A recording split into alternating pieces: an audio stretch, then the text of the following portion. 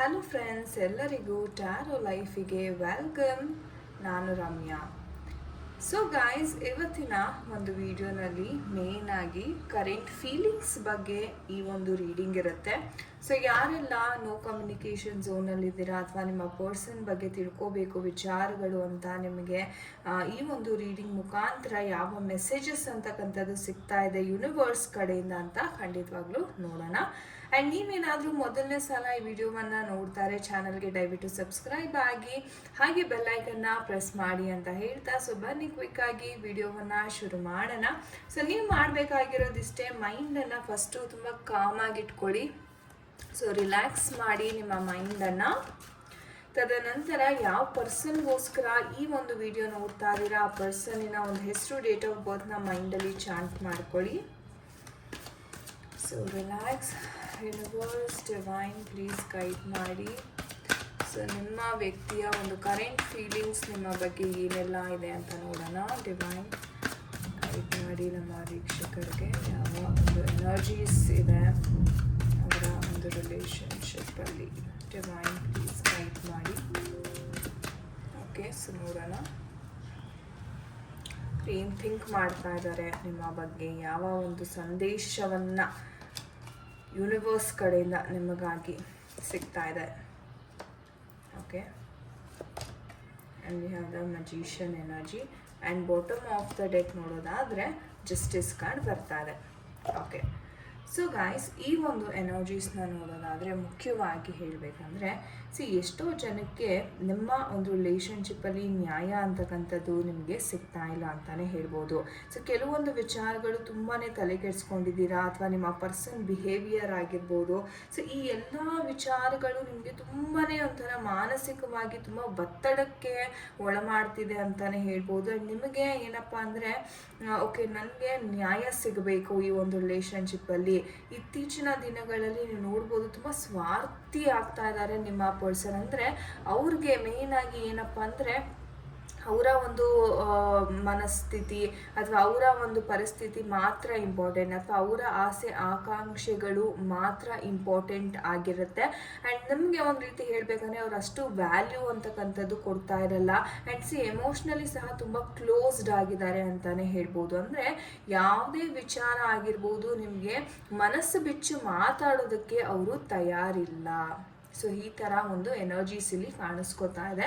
And ಹೇಳಬೇಕು ಅಂತಂದರೆ ನೀವು ಸುಮಾರು ಸಲ ಟ್ರೈ ಮಾಡಿದ್ದೀರಾ ಅವ್ರ ಜೊತೆ ಮಾತಾಡಬೇಕು ಅಥವಾ ಎರಡನೇ ಚಾನ್ಸ್ ಕೊಡಿ ಅಂತ ಸುಮಾರು ಜನ ಇಲ್ಲಿ ಟ್ರೈ ಮಾಡಿದ್ದೀರಾ.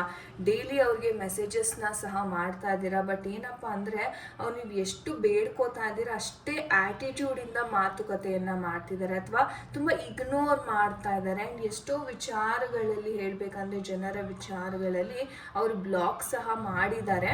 ಇಲ್ಲ ಅಂತಂದರೆ ಅವ್ರಿಗೆ ಒಂದು ರೀತಿ ಓಕೆ ನೀನು ನನಗೆ ಕಾಲ್ ಮಾಡಬೇಡ, ನಾನು ಬ್ಯುಸಿ ಇದ್ದೀನಿ. ಸೊ ಎಮೋಷ್ನಲಿ ನಿಮಗೆ ಆ ವ್ಯಕ್ತಿ ಅವೈಲಬಲ್ ಇಲ್ಲ ಅಂತ ಇಲ್ಲಿ ಎನರ್ಜೀಸ್ ಬರ್ತಾ ಇದೆ.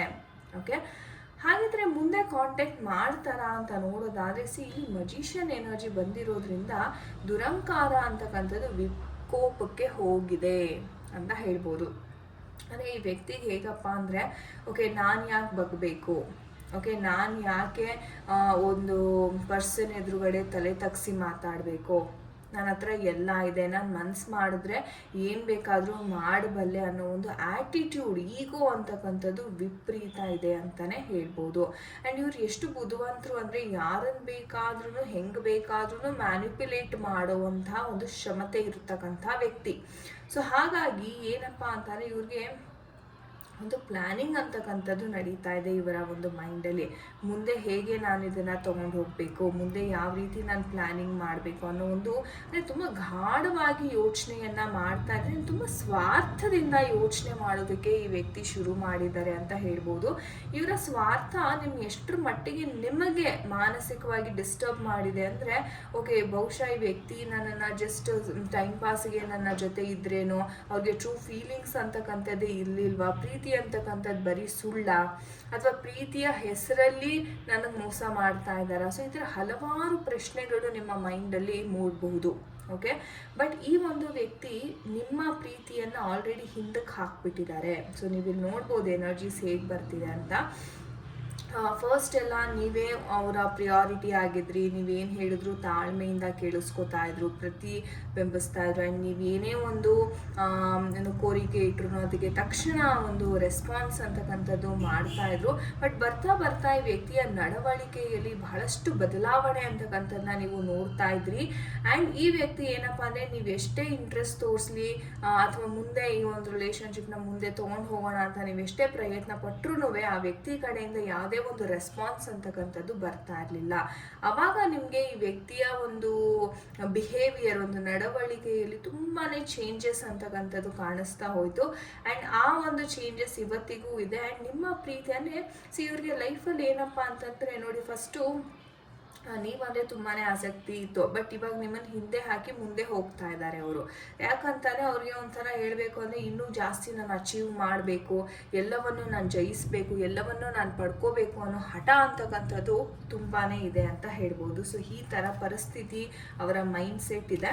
ಸೊ ನೋಡೋಣ, ನಮ್ಮ ಏಂಜಲ್ಸ್ಗೆ ಕೇಳೋಣ ಯಾವ ಒಂದು ಗೈಡೆನ್ಸ್ ಕೊಡ್ಬೋದು ಏಂಜಲ್ಸ್, ಮುಂದೇನಾಗ್ತಾ ಇದೆ.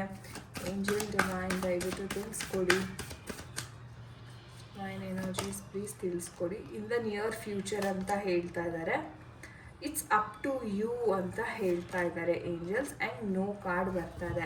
ಸೊ ಏಂಜಲ್ಸ್ ಹೇಳೋ ಪ್ರಕಾರ ಈ ವ್ಯಕ್ತಿಯ ನಡವಳಿಕೆ ಅಂತಕ್ಕಂಥದ್ದು ಇನ್ ದ ನಿಯರ್ ಫ್ಯೂಚರ್ ಏನು ಅಷ್ಟು ಬದಲಾವಣೆ ಅಂತಕ್ಕಂಥದ್ದು ಕಂಡು ಬರ್ತಾ ಇಲ್ಲ. ಯಾಕಂದರೆ ಇವರ ಆ್ಯಟಿಟ್ಯೂಡ್ ತುಂಬ ಆಗ್ತಾ ಇದೆ, ಅಂದರೆ ನಿಮ್ಮನ್ನ ತುಂಬ ಅಸಡ್ಡೆ ಮಾಡೋದಕ್ಕೆ ಸ್ಟಾರ್ಟ್ ಮಾಡ್ತಾರೆ. ಹಾಗಾಗಿ ಇಟ್ಸ್ ಅಪ್ ಟು ಯು ಅಂತ ಹೇಳ್ತಾ ಇದ್ದಾರೆ. ಸೊ ನೀವು ನಿರ್ಧಾರ ಮಾಡಬೇಕು, ಇಂಥ ವ್ಯಕ್ತಿಯನ್ನು ನಾನು ಜೀವನದಲ್ಲಿ ಸ್ವೀಕಾರ ಮಾಡಬೇಕಾ ಅಥವಾ ನನ್ನನ್ನು ನಾನು ಗೌರವಿಸ್ಕೊಂಡು ಈ ವ್ಯಕ್ತಿಯನ್ನ ಸಹ ನಾನು ಸ್ವಲ್ಪ ದೂರ ಇಡಬೇಕಾ ಅನ್ನೋದು ನಿಮ್ಮ ಮೇಲೆ ಏಂಜಲ್ಸ್ ಬಿಡ್ತಾ ಇದ್ದಾರೆ ಅಂತಾನೆ ಹೇಳ್ಬೋದು.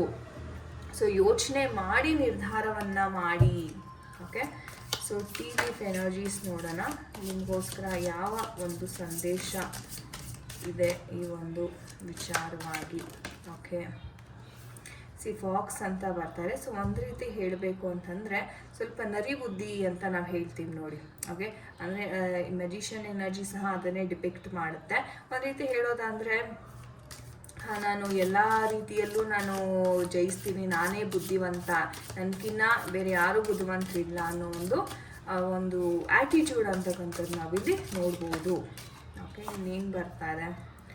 So romance is in the air ಅಂತ ಹೇಳ್ತಾ ಇದ್ದಾರೆ. ಸೊ ನಿಮಗೆ ಈ ವ್ಯಕ್ತಿಯಿಂದ ಅಟ್ರಾಕ್ಷನ್ ಬೇಕು ಅಂತಲೇ ನೀವು ನಿಮ್ಮ ಸೆಲ್ಫ್ ಮೇಲೆ ವರ್ಕ್ ಮಾಡಬೇಕಾಗತ್ತೆ.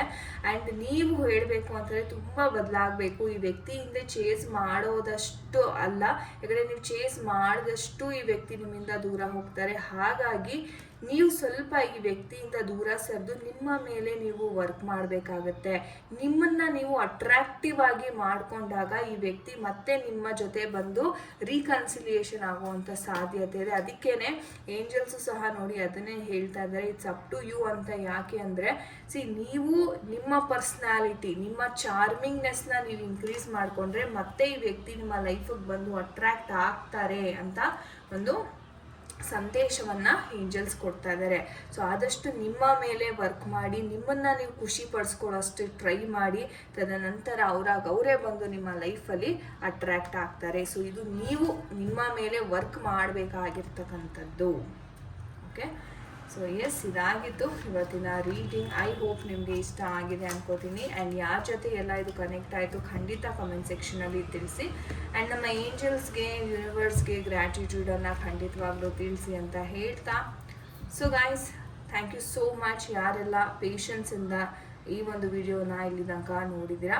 ಹಾಗೆ ನಿಮಗೆ ಪರ್ಸನಲ್ ಕನ್ಸಲ್ಟೇಷನ್ಸ್ ಬೇಕಾದಲ್ಲಿ ಡಿಸ್ಕ್ರಿಪ್ಷನ್ ಬಾಕ್ಸಲ್ಲಿ ಆಫೀಸ್ ನಂಬರ್ ಇರುತ್ತೆ, ಖಂಡಿತ ಅಪ್ರೋಚ್ ಮಾಡಿ ಅಂತ ಹೇಳ್ತಾ ನಾನು ನಿಮಗೆ ಸಿಗ್ತೀನಿ ಮುಂದಿನ ಒಂದು ವಿಡಿಯೋದಲ್ಲಿ ಫ್ರೆಂಡ್ಸ್. ಅಂಟಿಲ್ ದೆನ್ ಎಲ್ಲರಿಗೂ ನಮಸ್ತೆ, ಹರೇ ಕೃಷ್ಣ.